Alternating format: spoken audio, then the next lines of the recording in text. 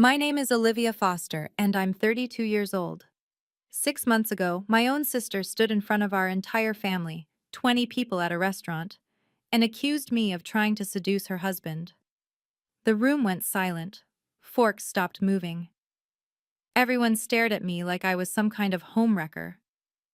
I lost my home that night, my reputation, and I thought I'd lost my sister forever. But here's the thing about accusations built on lies. They have a way of crumbling. Today, that same sister is begging me to take her in. She's divorced, homeless, and desperate.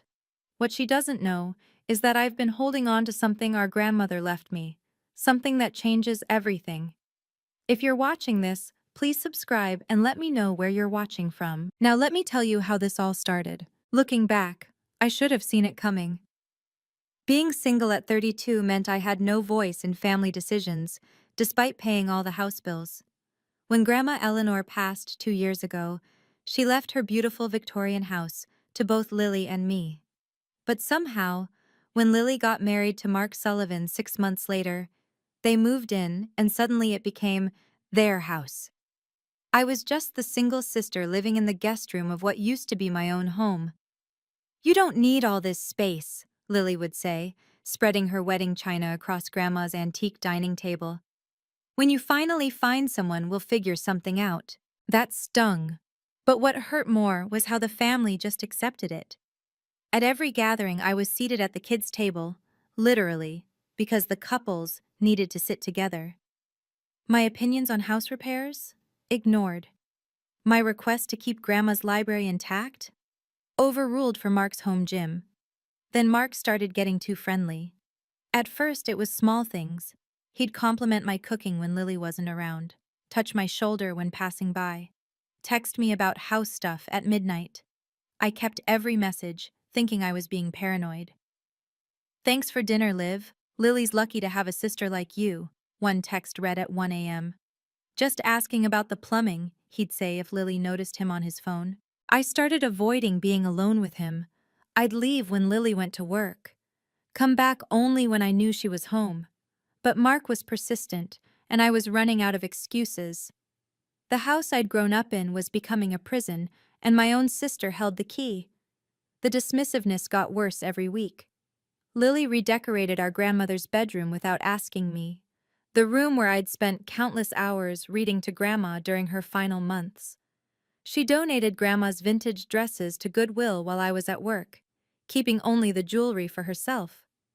"You never wear dresses anyway," she shrugged when I found out. Mark would accidentally walk into the bathroom when I was showering, claiming he didn't know I was home. He'd sit too close during movie nights, his leg pressing against mine while Lily sat oblivious on his other side. When I moved away, he'd smirk like it was some kind of game. One evening, I came home to find them hosting a dinner party in my house, and I hadn't even been told. "Oh, we thought you had plans," Lily said, not even looking up from her wineglass. "There's leftover Chinese in the fridge." I stood there in my work clothes, watching strangers eat off Grandma's china, and realized I'd become invisible in my own home. That night, I found Mark in my room, sitting on my bed, holding a photo of me from college. "You were beautiful then too," he said, not even startled by my presence. "Get out." "Relax, Liv. I was just looking for the bathroom." "It's not in here, Mark. Leave, now." He stood slowly, deliberately brushing past me. "You really need to loosen up. No wonder you're still single." When I heard Lily's footsteps on the stairs, my heart sank. She appeared in the doorway, saw Mark in my room, and her face went cold. But not at him, at me. "I need to talk to you about boundaries with Mark," I said. Her response changed everything. "Boundaries?" Lily laughed, but it was sharp, dangerous. "You're the one who needs boundaries. Mark told me how you've been acting around him, flirting, making him uncomfortable." My stomach dropped. "That's not—" "Several of our cousins work at your architecture firm, Olivia. One word from me about your inappropriate behavior, and how do you think that'll go?" I realized then what I stood to lose. My reputation at Foster and Associates, where I'd just made senior architect. The Victorian house that held every Christmas morning, Every birthday, every last conversation with Grandma. My relationship with our extended family, who already saw me as the difficult sister for being career-focused and single. The next day, Mom called. "Your sister is worried about you. She thinks you might be lonely enough to do something regrettable." Mom, that's not what's happening. Honey, I know being single at your age is hard, but Mark is Lily's husband. You need to respect that. Even my own mother had been turned against me. At work, I noticed whispers stopping when I walked by.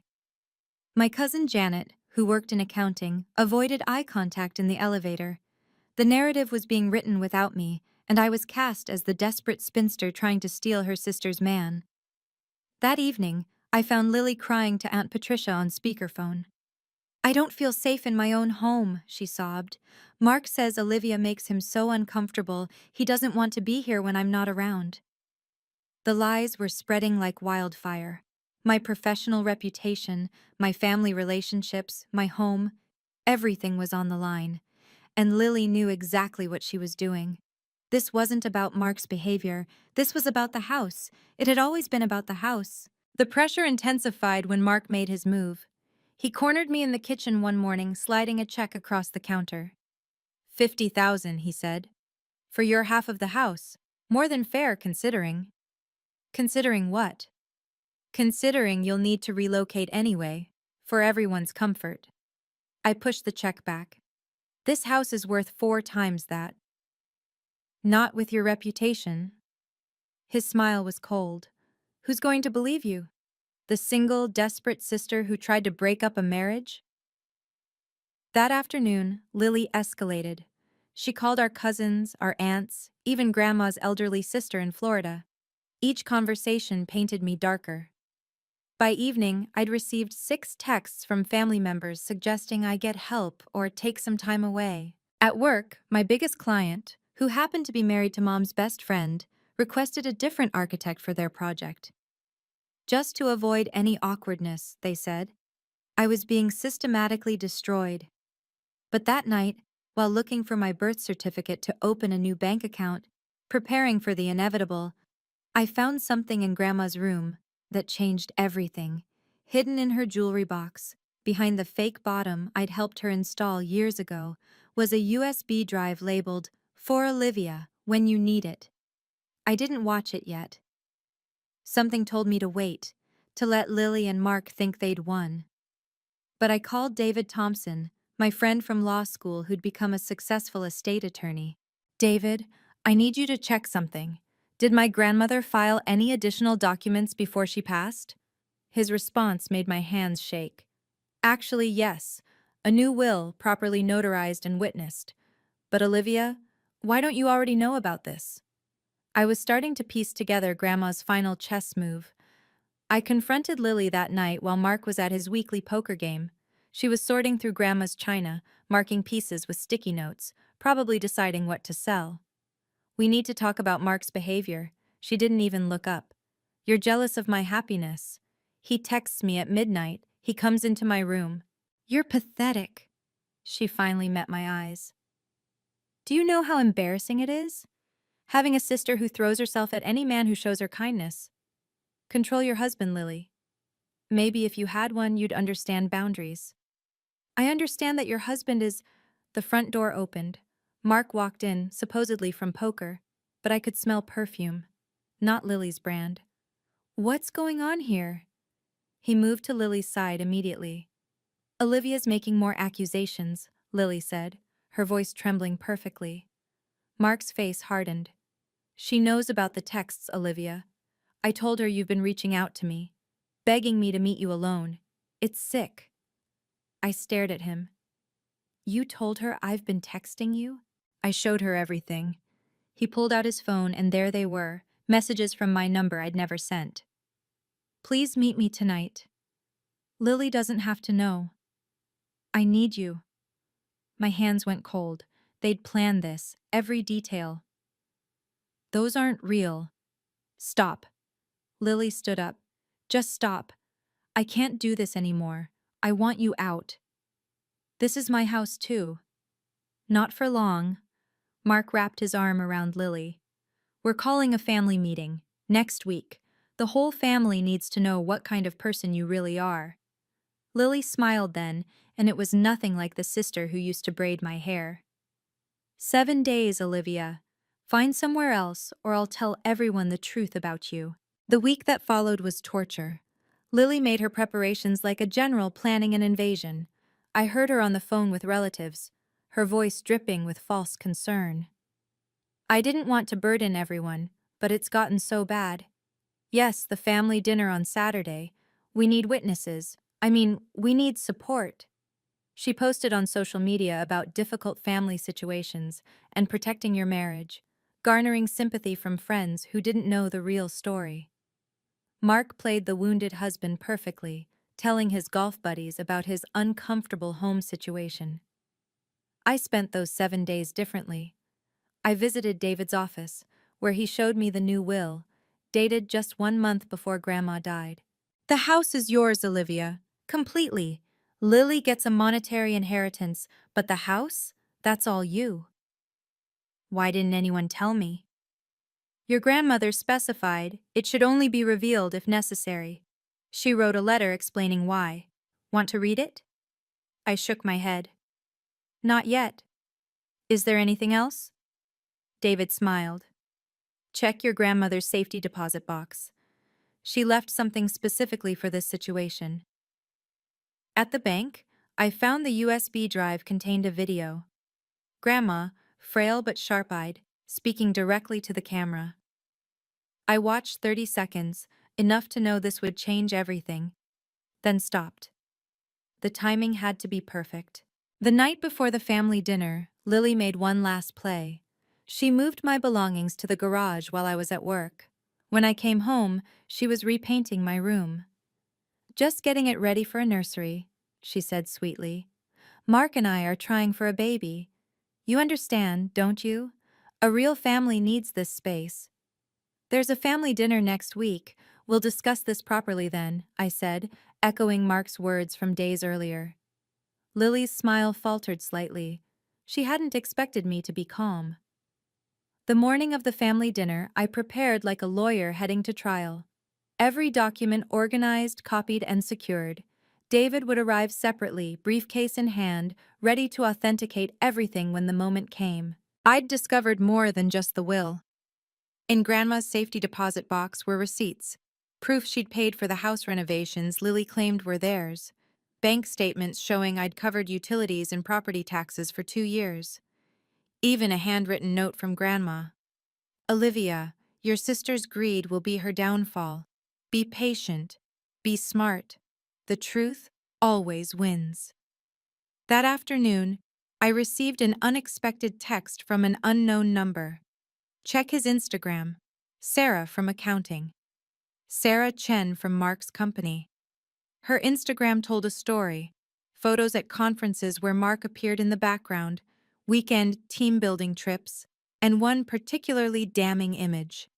Mark's reflection in her wine glass at a restaurant dated last week when he was supposedly at poker. I screenshot everything, not for revenge, but for protection. Then I noticed something else. The perfume I'd smelled on Mark? Sarah had posted about her new signature scent just days ago. The same brand was visible in her car selfie from yesterday. David called with one final piece of information. The will has an interesting clause. If Lily contests it or tries to force you out before it's revealed, she forfeits her monetary inheritance too. Grandma thought of everything. She knew her granddaughters well. Oh, and Olivia? I'll have the video ready to play on my tablet. The restaurant has a screen in the private dining room. I put on my best dress, the one Grandma bought me for my college graduation. If I was going to be put on trial, I'd look like the professional I was, not the desperate spinster they'd painted me to be. If you've ever been falsely accused by family, you know how isolating it feels. Nobody wants to take sides, everyone just wants peace. But sometimes, peace comes at the cost of truth. Before I continue with what happened at that family dinner, I want to ask, have you ever had to choose between keeping family harmony and standing up for yourself? Let me know in the comments. And if you're finding value in my story, please hit that like button. It really helps me know I'm not alone in this. The day before the dinner, memories of Grandma kept surfacing. 6 months before she died, she'd pulled me aside during Sunday lunch. Olivia, I've taken care of everything. When the time comes, you'll understand. I'd thought she meant funeral arrangements. Now, sitting in my car outside the restaurant, I understood she'd seen this coming. She knew Lily's nature, the jealousy that masqueraded as superiority, the greed dressed up as entitlement. The USB drive was in my purse, David had the authenticated will in his briefcase, and I had 6 months of Mark's inappropriate texts backed up to the cloud. But I wouldn't use them unless necessary. This wasn't about destroying Lily, it was about truth. My phone buzzed, another unknown number. Mark's with me right now. He doesn't know I'm texting you. S. Sarah. She was with him hours before the family dinner where he'd play the victimized husband. I screenshot that too. David texted, "Your grandmother was smarter than anyone knew. The will isn't just about the house. There's a condition about Lily's behavior. If she's proven to have lied about you or tried to force you out, she loses everything, even her cash inheritance. Why would Grandma do that? There's a letter explaining. Want me to read it at dinner? Just wait for the right moment."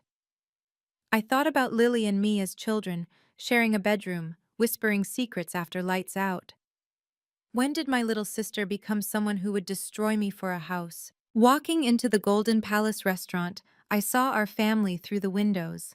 20 people about to witness either my humiliation or my vindication. Aunt Patricia was already there, sitting next to Mom. Cousins, uncles, even Grandma's sister had flown in from Florida. They'd all come to watch me fall. They had no idea what was really about to happen. Before entering the restaurant, I needed one more piece of evidence. I called Sarah Chen. "You don't know me, but—" "I know who you are," she interrupted. "Mark talks about you. A lot.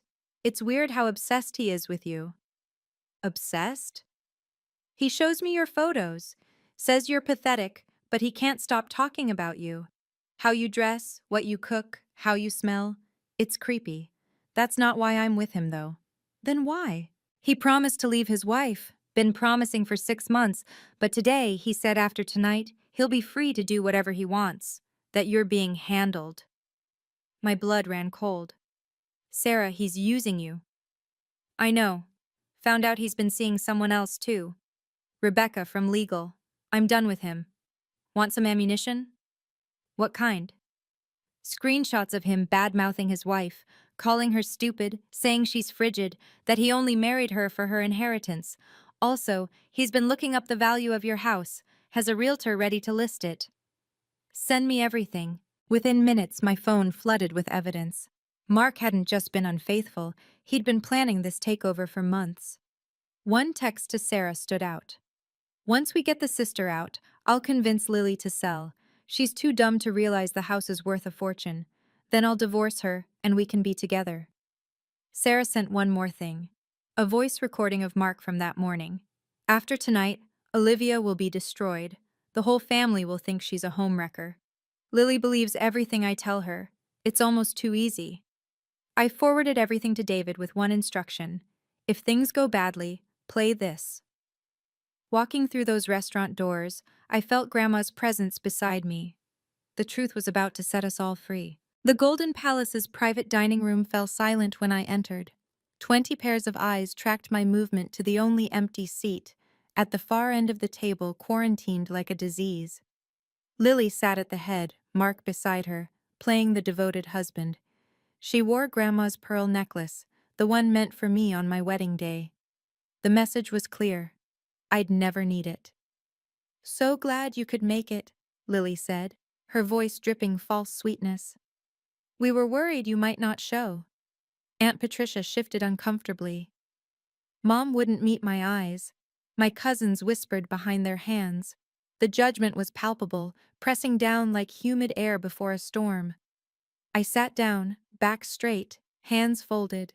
Professional, calm, everything they didn't expect.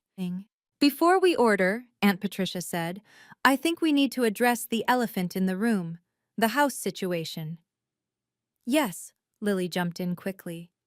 It's become unbearable. I don't feel safe in my own home. Mark reached for her hand. My wife shouldn't have to live in fear. Fear? I almost laughed, but I stayed silent, letting them dig their grave deeper. Uncle Robert, our family patriarch since Grandpa died, cleared his throat. Olivia, these are serious accusations. What do you have to say? Every face turned to me, waiting, some hoping for drama, others for quick capitulation.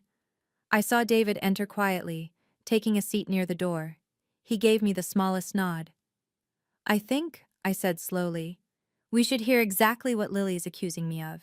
In detail, in front of everyone. Lily's eyes glinted. She thought I was walking into her trap. If that's what you want. She stood up, hands trembling for effect.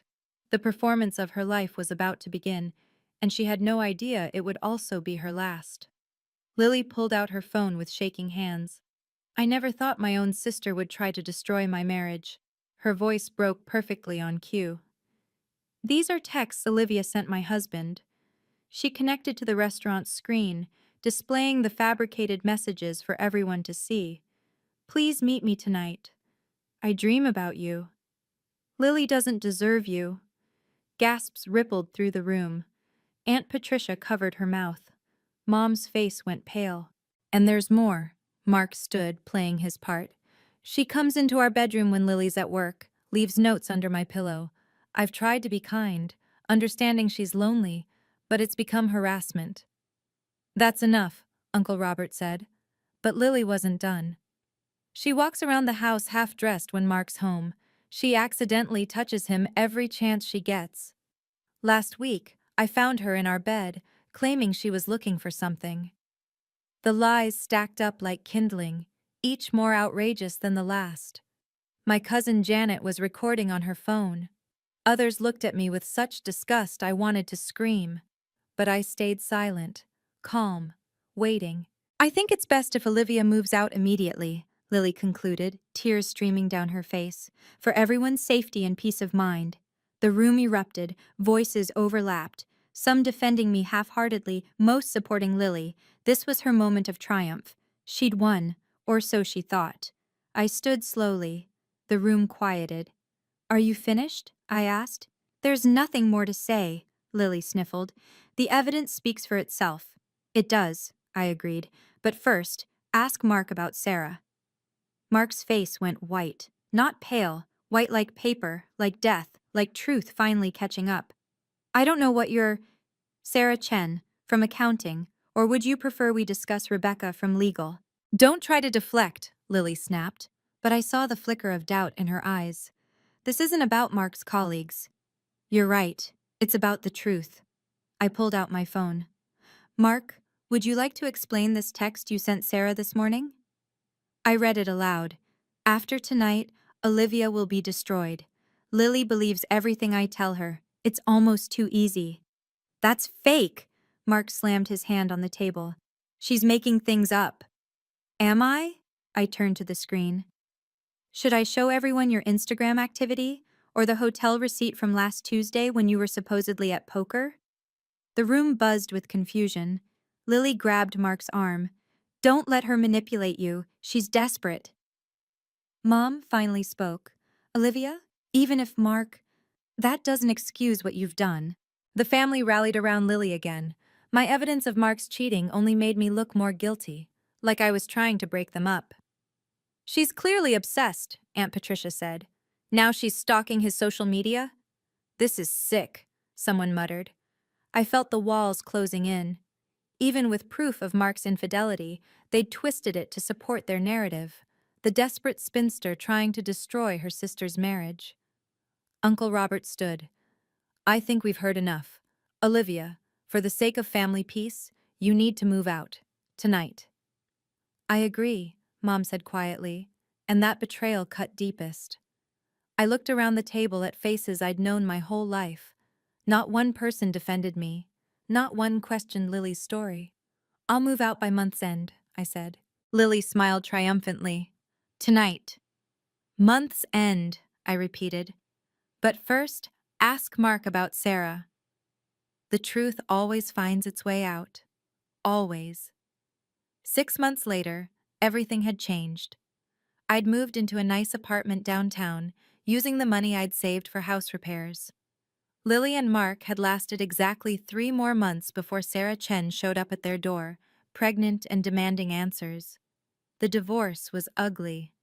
Mark had been cheating with 4 different women, all of whom came forward when Sarah posted the evidence online.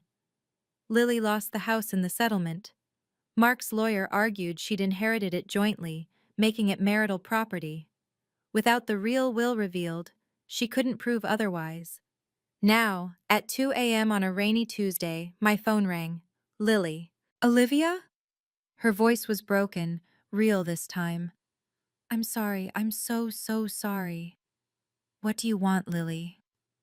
I have nowhere to go. The divorce took everything. Mark convinced me to put his name on the house deed. I was so stupid, so blind. I listened to her sob, genuine tears this time. Can I stay with you? Just for a while? I know I don't deserve it, but you're my sister. The family dinner is this Sunday, I said. We'll discuss it there. What? Why would... Same restaurant, same room, everyone will be there. She was quiet for a moment. You're going to humiliate me. No, Lily, I'm going to tell the truth. I hung up and texted David. It's time. Then I opened Grandma's letter, the one I'd saved for this moment. My dearest Olivia, if you're reading this, Lily has shown her true colors. The house was always meant for you. You loved it, not for its value but for its memories. Lily only sees dollar signs. The truth will set you free, my dear. Use it wisely. Karma works in interesting ways. She called me crying at 2 a.m., not knowing the best part was yet to come. Sunday arrived gray and drizzling, fitting for a reckoning. The same private room, the same 20 faces, but the energy was different. Lily sat where I'd been banished 6 months ago, at the far end alone. She looked smaller somehow. Designer clothes replaced with department store basics. The confidence that came from Mark's money and manipulation had evaporated. She'd apologized publicly on social media, admitted she'd been wrong about me, but the family remained cold. Being wrong was one thing, being cruel was another. Thank you all for coming, I began, standing where Lily had stood to destroy me. I know these past months have been difficult for everyone. Olivia, Lily interrupted, tears already flowing. Please, I know I was horrible. Mark manipulated me. He made me believe... Let her speak, Uncle Robert said sharply. He'd apologized to me privately, ashamed of his rush to judgment. Lily stood, wobbly. I'm sorry. To everyone, but especially to Olivia. I accused her of something terrible. I was wrong. I was jealous and stupid, and I let Mark poison me against my own sister. She turned to me. Please, I need your help. I have nothing, nowhere to go. The room waited for my response. Mom reached for my hand under the table, her way of asking for mercy. Before I answer, I said, pulling out an envelope, there's something you all need to know. David stood up from his seat by the door, briefcase in hand. I'm David Thompson, estate attorney for Eleanor Foster. Lily's face went pale. What's happening? Grandma left something for this exact situation, I said, my voice steady. The screen flickered to life behind me. There was Grandma, frail but fierce, about to change everything once more. Grandma's voice filled the room, clear despite her age. If you're watching this, then Lily has done exactly what I feared she would. Lily sank into her chair. No, no, no. I'm leaving the house entirely to Olivia, Grandma continued. Not because I love her more, but because I know Lily's nature. She's always been driven by greed and jealousy. Even as a child, she'd rather break Olivia's toys than share. David opened his briefcase. This will was properly notarized 1 month before Mrs. Foster's passing. The house belongs solely to Olivia Foster. But there's a condition, Grandma's video continued. Olivia, you must offer Lily shelter if she ever truly needs it, but only if she's shown genuine remorse and treated you with respect. If she's tried to force you out or harm you, she forfeits even this mercy." The room erupted. Aunt Patricia gasped. "You mean Olivia owned the house all along?" "Every accusation, every lie, every moment of humiliation," I said quietly. "I could have stopped it by revealing this will. But Grandma was right. Lily needed to show her true self." "The original will," David added, "which Lily knew about, left her $200,000 cash. But there's a clause. If she attempted to force Olivia from the house through deception or manipulation, she forfeits everything." Lily was sobbing now, not the practiced tears from 6 months ago, but raw, ugly crying. "You knew? This whole time you knew?" Grandma said, "Olivia has always been the responsible one. The house is hers alone." I quoted the letter.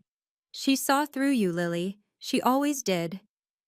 Mark had been right about one thing. Lily had been too easy to fool, but he never imagined she was being fooled by everyone, including the grandmother she'd thought she'd outsmarted. This moment, watching the truth finally come out, was both satisfying and heartbreaking. Family shouldn't come to this. But sometimes, protecting yourself means revealing hard truths. If you've made it this far, you understand that family dynamics can be complicated. What would you have done in my position? Would you have revealed the will immediately or waited like I did? Share your thoughts below, and don't forget to subscribe if you want to hear more stories about standing up for yourself with grace. The silence stretched until I broke it. 30 days, Lily. You have 30 days to find alternative housing. Olivia, please. That's more generous than the week you gave me, more time than you allowed me when you threw my belongings in the garage. But I'm your sister. Yes, which is why you're getting 30 days instead of tonight. I kept my voice level, professional. I'll help you find an apartment. I'll even cover your security deposit, but you will never live in Grandma's house again. Lily stood up, desperate. "I have nothing. Mark took everything. I lost my job because of the stress. Please." "You had everything," I replied. "A sister who loved you, a grandmother who provided for you, a house to share. You threw it all away for greed." "This is cruel," she whispered. "No, cruel was fabricating evidence to destroy my reputation. Cruel was turning our mother against me. Cruel was trying to steal my inheritance while smiling in my face." Mom spoke up. "Olivia, she's learned her lesson. Can't you forgive?" "I do forgive her, Mom. But forgiveness doesn't mean forgetting. It doesn't mean enabling. Lily needs to face the consequences of her choices." Uncle Robert nodded. "The girl's right. Lily made her bed." 30 days, I repeated. "I'll have movers help you pack. But understand this, Lily. You're not entitled to my help. This is mercy, not obligation." David handed her a formal notice. "This is legal documentation of the 30-day period. After that, any attempt to enter the property will be considered trespassing." Lily took the paper with shaking hands. For the first time in her life, she was facing real consequences. No one to manipulate, no one to blame, just the truth, cold and undeniable. The family's reaction was immediate and telling. Aunt Patricia reached across the table to squeeze my hand. "Olivia, I'm so sorry. We should have believed you." "We were all fooled," Uncle Robert admitted. "Lily put on quite a show." Mom was crying quietly. "I failed you, my own daughter, and I chose to believe lies over your character." "You believed what you were shown," I said gently. "Lily and Mark were very convincing." "Still," Mom pulled me into a fierce hug. "I should have known. You've never lied to me, never been cruel. I let my fear of family conflict blind me to the truth." One by one, family members approached to apologize. Janet from accounting admitted. Several of us suspected something was off. Mark was too smooth, too prepared, but we were cowards. "Why didn't you say anything?" I asked. "Because Lily was so convincing, and it was easier to believe you were desperate than to believe she could be that cruel." Meanwhile, Lily sat alone, abandoned even by those who'd supported her before. The same people who'd recorded my humiliation now avoided her eyes. Mark had already been excommunicated from family events, but Lily's betrayal cut deeper. She was blood, and she'd chosen greed over family. "Can I at least visit Grandma's grave?" Lily asked suddenly. "To apologize?" "The cemetery is public," I said. But know that she saw this coming.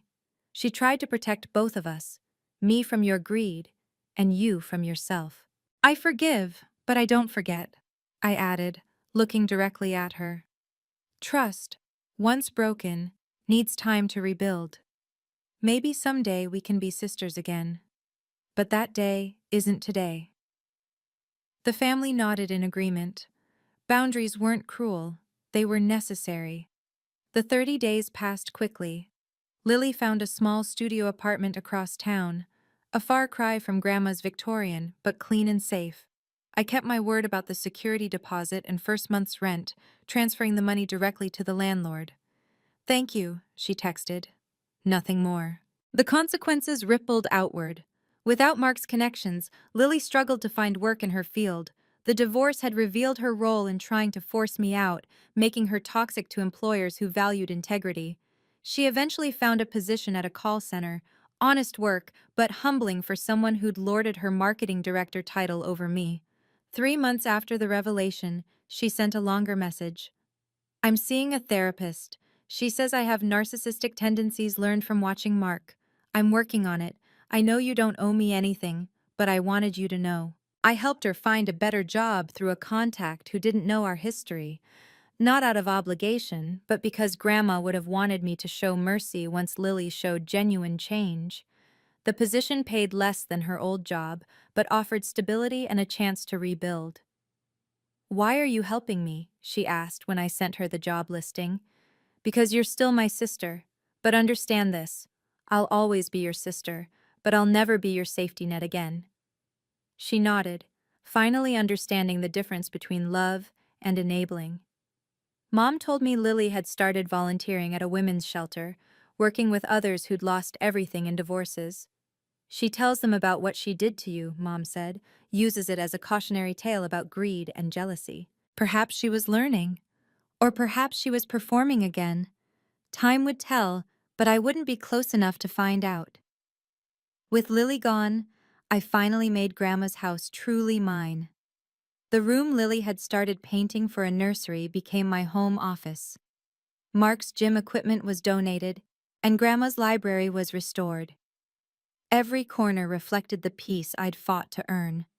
Work flourished once the truth came out. The clients who distanced themselves returned, apologizing for believing gossip. I was promoted to partner at Foster and Associates, a position I'd earned, but might have been denied if Lily's lies had stuck. Family gatherings became peaceful again. Without the toxic dynamic of Lily and Mark's manipulation, we remembered why we loved spending time together. Sunday dinners returned to Grandma's house, my house, with the kitchen full of laughter instead of tension. "You've changed," Mom observed one evening, helping me dry dishes. "You're stronger."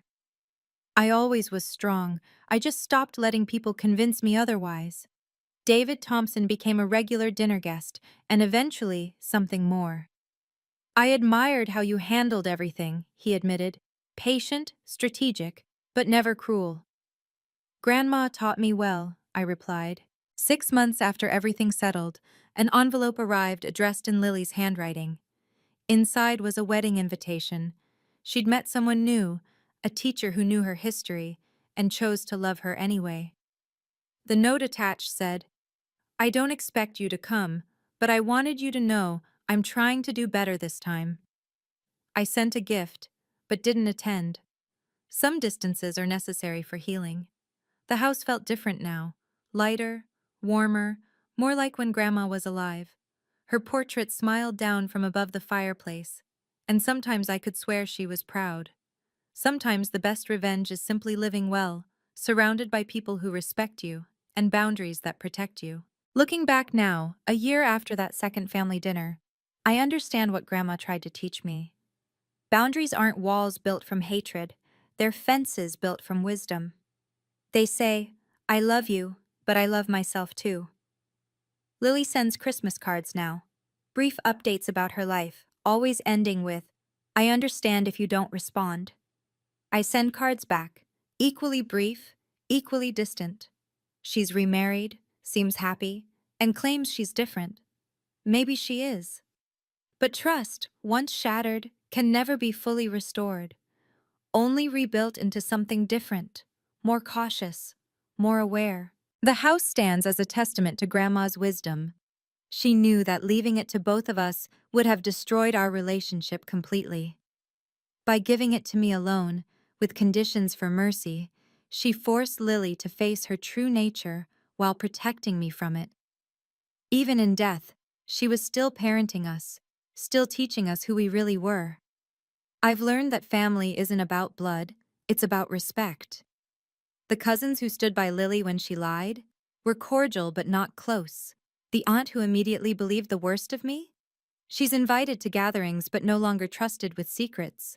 Meanwhile, David's family has embraced me completely, showing me what unconditional support actually looks like. People ask if I regret waiting 6 months to reveal the truth. No. If I'd shown the will immediately, Lily would have played victim differently, claimed I'd manipulated Grandma, contested the will, dragged us through court. By letting her think she'd won, she revealed her true character to everyone. The family needed to see what she was capable of, and she needed to face real consequences. Setting boundaries doesn't make you cruel. Protecting yourself doesn't make you selfish. And sometimes, the most loving thing you can do for someone is let them face the results of their choices. The Victorian house is filled with new memories now. Dinner parties where everyone's welcome, but drama isn't. Holiday gatherings where love is unconditional, but respect is required. Quiet mornings in Grandma's garden where I remember her words. The truth always finds its way out, dear. Our job is just to be patient enough to let it. Family isn't about blood, it's about respect. What boundaries have you had to set with your family? How do you balance love with self-protection? Share your story in the comments below.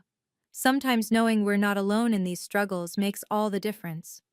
Remember, you deserve respect, especially from those who claim to love you. Never let anyone, not even family, convince you otherwise. Thank you for listening to my story. It wasn't easy to share, but if it helps even one person stand up for themselves, it's worth it. Setting boundaries with family is one of the hardest things we can do, but sometimes it's necessary for our own well-being. If my story resonated with you, please like and subscribe. Share your own experiences in the comments. How do you maintain boundaries with difficult family members? And remember, you deserve respect, especially from those who claim to love you. Until next time, take care of yourselves.